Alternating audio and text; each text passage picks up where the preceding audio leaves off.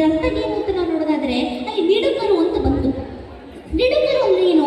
ನಿಡಿದಾಗಿ ನಿಂತಿರ್ತಕ್ಕಂಥ 17 metre ಎತ್ತರ ಇರತಕ್ಕಂತಹ ಬೃಹತ್ ಏಕಶಿಲಾ ಮೂರ್ತಿ ಗೊಮ್ಮಟೇಶ್ವರ ಮೂರ್ತಿ ಇರೋದು ಕೂಡ ನಮ್ಮ ಕರ್ನಾಟಕದಲ್ಲಿ. ಅದಷ್ಟೇ ಅಲ್ಲದೆ 60 ಮೀಟರ್ ಎತ್ತರ ಇರತಕ್ಕಂತಹ ಜಗತ್ತಿನಲ್ಲಿ ಇಲ್ಲದೆ ಇರುವ ಪಿಸುಮಾತಿನ ಗ್ಯಾಲರಿ ಇರೋದು ಗೋಲ್ ಗುಂಬಜಿನಲ್ಲಿ. ಆ ಗೋಲ ಗುಮ್ಮಟ ಇರೋದು ಕೂಡ ನಮ್ಮ ಕರ್ನಾಟಕದಲ್ಲಿ.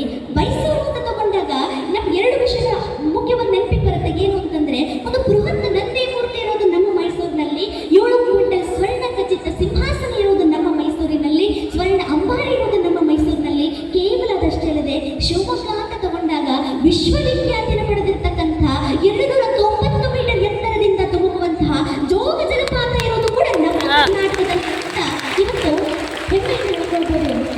ಅದಕ್ಕೋಸ್ಕರ ಇವತ್ತು ಇಷ್ಟು ವೈಶಿಷ್ಟ್ಯವಾಗಿರ್ತಕ್ಕಂಥ ಭಾಷೆಯನ್ನ ನಾವು ಬಳಸೋದಕ್ಕೆ ಸ್ವಲ್ಪ ಕಡಿಮೆ ಮಾಡಿದ್ದೀವಿ ಅಂತ. ಯಾಕೆ ಹೇಳ್ತಾ ಇದ್ದೀನಿ ಅಂದ್ರೆ, ನಾವು ಸಣ್ಣವರಿರುವಾಗೆಲ್ಲ ಒಂದು ಕತೆ ಹೇಳ್ತಾ ಇದ್ರು. ಏನು ಅಂತಂದ್ರೆ, ಈಗ ಜಿರಾಫೆ ಕತ್ತು ಯಾಕೆ ಇಷ್ಟು ಉದ್ದವಾಗಿದೆ ಅಂತ ನಾವು ನೋಡ್ತಾ ಇರುವಾಗ ಅವ್ರು ಹೇಳ್ತಾ ಇದ್ರು, ಇಲ್ಲ ಜಿರಾಫೆ ಯಾವಾಗಲೂ ಕೆಳಗಿರ್ತಕ್ಕಂಥ ಎಲೆಗಳನ್ನ ಏನ್ ಮಾಡ್ತಿರ್ಲಿಲ್ಲ, ತಿಂತಿರ್ಲಿಲ್ಲ, ಎತ್ತರ ಮಟ್ಟದಲ್ಲಿರುವಂತ ಎಲೆಗಳನ್ನ ತಿನ್ಲಿಕ್ಕೆ ಬಹಳಷ್ಟು ಪ್ರಯತ್ನ ಪಡ್ತಾ ಇತ್ತು. ಅದಕ್ಕೋಸ್ಕರ ತನ್ನ ಕತ್ತನ್ನ ಬಳಸಿ ಏನಾಯ್ತು, ಆ ಜಿರಾಫೆ ಕತ್ತು ಅಷ್ಟು ಎತ್ತರ ಮಟ್ಟದಲ್ಲಿ ಹೋಯಿತು ಅಂತ ಹೇಳ್ತಾರೆ.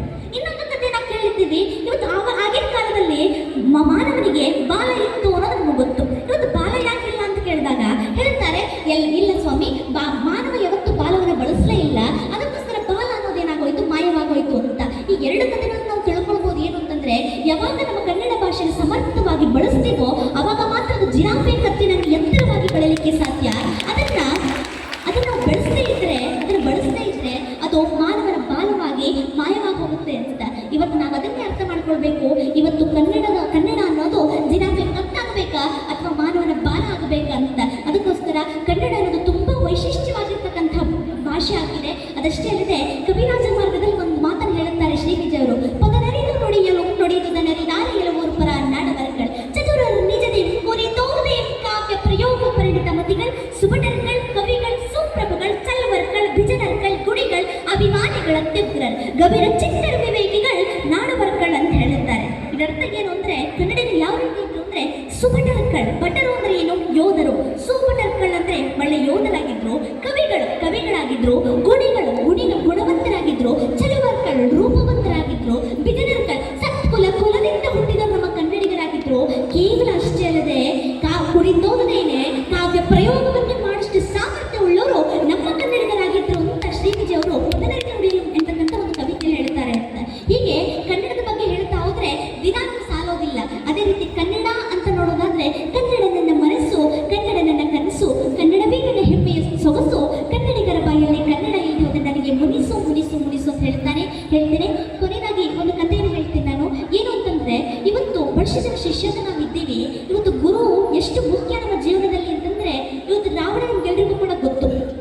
ರಾವಣ ಅಷ್ಟು ಶ್ರೀಮಂತ ಇರ್ತಾನೆ, ಅವನು ಅಷ್ಟು ಶಕ್ತಿಶಾಲಿ ಇರ್ತಾನೆ, ಅವನ ಹತ್ರ ಅಷ್ಟು ದೊಡ್ಡ ಸೈನ್ಯ ಇರುತ್ತೆ. ಆದ್ರೂ ಕೂಡ ಕನಸು ಏನಿರುತ್ತೆ ಅಂತಂದ್ರೆ, ಸ್ವರ್ಗಕ್ಕೆ ಏಣಿ ಹಾಕಬೇಕು ಅಂತಕ್ಕಂಥ ಕನಸು ಯಾರಿಗಾಗಿರುತ್ತೆ ಅಂದ್ರೆ, ಇವತ್ತು ರಾವಣಿಗಿರುತ್ತೆ. ಕೇವಲ ಸ್ವರ್ಗಕ್ಕೆ ಏಣಿ ಹಾಕೋದು ಮಾತ್ರವಲ್ಲ, ಈ ಸಮುದ್ರದಲ್ಲಿರ್ತಕ್ಕಂಥ ಸರೋವರದಲ್ಲಿರ್ತಕ್ಕಂಥ ಉಪ್ಪು ನೀರನ್ನ ಸಿಹಿ ನೀರನ್ನ ಮಾಡಬೇಕು ಅಂತಕ್ಕಂಥ ಕನಸು ಕೂಡ ಆ ರಾವಣನಿಗಿರುತ್ತೆ. ಆದ್ರೆ ಅವನಿಗೆ ಅದನ್ನ ಮಾಡುವಂತ ತಾಕತ್ತು ಸಾಮರ್ಥ್ಯ ಎರಡೂ ಕೂಡ ಇದ್ರೂ ಕೂಡ ಅವನ ಹತ್ರ ಗುರು ಇರಲ್ಲ. ಅದಕ್ಕೋಸ್ಕರ ಒಂದು ಕಾರ್ಯದಲ್ಲಿ ಏನಾಗ್ತಾನೆ ಅಂದ್ರೆ ವಿಫಲನಾಗ್ತಾನೆ ಅಂತ. ಅದೇ ರೀತಿ ಇವತ್ತು ಬಹಳಷ್ಟು ಜನ ಪ್ರತಿಭೆಗಳಲ್ಲಿ ಇದ್ದೀವಿ ನಾವು. ಬಹಳಷ್ಟು ಎಲೆಮರೆ ಕಾಯಿಗಳಂತ ಎಷ್ಟೋ ಜನ ಪ್ರತಿಭೆಗಳಿದ್ದಾರೆ. ಅದರ ಪ್ರತಿಭೆಗಳು ಇರೋದು ಮುಖ್ಯ ಅಲ್ಲ, ಅವರನ್ನು ಬೆಳೆಸ್ತಕ್ಕಂಥ ಡಿ ಮಂಜುನಾಥ್ ಸರ್ ಆಗಿರ್ಬೋದು, ಶಂಕರ್ ಶೇಟ್ ಅಂತ ಇವತ್ತು ಏನ್ ಬೇಕು ಪ್ರೋತ್ಸಾಹ ನೀಡುವರು ನಮ್ಮ ಒಂದು ಜಗತ್ತಿಗೆ ಬೇಕು ಹೊರತು ಇವತ್ತು ಬೇರೆ ಏನೋ ಅಲ್ಲ ಅಂತ. ಇವತ್ತು ಹೇಳ್ತಾರಲ್ಲ, ಕನ್ನಡ ಉಳಿಸೋಣ, ಕನ್ನಡ ಬೆಳೆಸೋಣ ಅಂತ.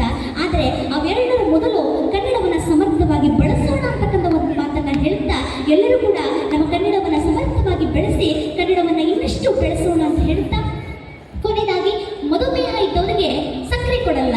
ಇವತ್ತು ಮಧುಮೇಹ ಇದ್ದವರಿಗೆ ಸಕ್ಕರೆ ಕೊಡಲ್ಲ, ರಕ್ತದೊತ್ತಡ ಇದ್ದವರಿಗೆ ಉಪ್ಪು ಕೊಡಲ್ಲ. ನಾನು ಇರೋವರೆಗೂ ನನ್ನ ಕನ್ನಡವನ್ನ ಬಿಡಲ್ಲ, ಕನ್ನಡಿಗರ ತಂಟೆಗೆ ಬಂದ್ರೆ ಚೆನ್ನಾಗಿರಲ್ಲ ಅಂತಕ್ಕಂಥ ಒಂದು ಮಾತನ್ನ ಹೇಳ್ತಾ ನನ್ನ ತೊದಲುಡಿಗಳನ್ನ ಆಲಿಸಿದಂಥ ಎಲ್ಲ ನನ್ನ ಮುದ್ದು ನನ್ನ ವಿದ್ಯಾರ್ಥಿನಿಗೂ ಕೂಡ, ಎಲ್ಲ ಕನ್ನಡ ಮನಸ್ಸುಗಳಿಗೂ, ಕನ್ನಡಾಭಿಮಾನಿಗಳಿಗೂ ಕೂಡ ನನ್ನ ಹೃತ್ಪೂರ್ವಕವಾದಂಥ ಅನಂತ ಕೋಟಿ ಧನ್ಯವಾದಗಳಲ್ಲಿ ತಿಳಿಸ್ತಾ ನನ್ನ ಮಾತುಗಳನ್ನು ಮುಗಿಸ್ತೇನೆ. ಜೈ ಹಿಂದ್, ಜೈ ಕರ್ನಾಟಕ ಮಾತೆ. ಧನ್ಯವಾದ.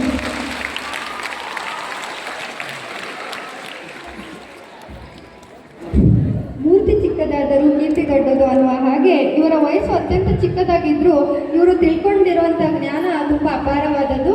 ತುಂಬ ಅಂದವಾಗಿ ಮತ್ತು ಚಂದವಾಗಿ ಮಾತನಾಡಕ್ಕಂತಹ ಕುಮಾರಿ ಅನುಷಾ ಕರಿಬಸಯ್ಯ ಹಿರೇಮಠ ಇವರಿಗೆ ಧನ್ಯವಾದಗಳು. ಇದೀಗ ಹರಿಷಿ ಪ್ರೌಢ